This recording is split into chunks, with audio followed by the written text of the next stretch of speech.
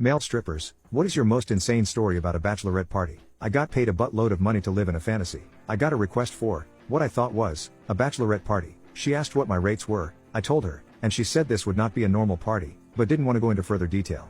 I told her my rules, and she said that was fine, there would be no intimacy and so long as I would do what they asked, she'd pay me a solid $2,500.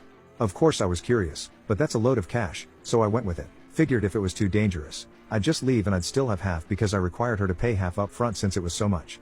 I show up and it seems pretty standard. McMansion in the middle of a high-end suburb, a bunch of Mercedes, a few BMWs, an Aston Martin, a couple of Land Rovers, and a Gallardo parked outside.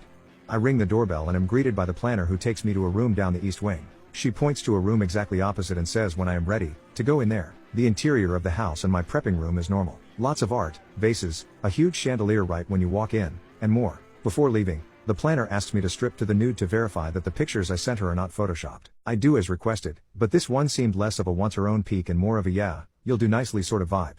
They requested all black leather, common for gay men, not for white women. I've actually got something special in store. The skin-tight leather vest and pants I am wearing are an older set I have that are in need of some conditioning. So instead, I made shallow cuts on the inside so that instead of slowly taking them off later, I can rip them off for this group. I work myself up, put on a PP ring, squeeze into my leather, and head across the hall. I notice that it's pretty cold as I approach the door, but figure it's just me. I open the door to the room and am greeted by a black curtain. I close the door behind me and walk through the curtain. I am on a small stage, and it is effing cold. I notice fog on the floor, but see no fog machine. There are about 40 women in the room, all wearing heavy robes from head to toe. I realize that this place has to have a refrigeration unit or something. I walk along the stage and catwalk to a round center stage in the middle of the room with all of the women surrounding me in their high-back chairs.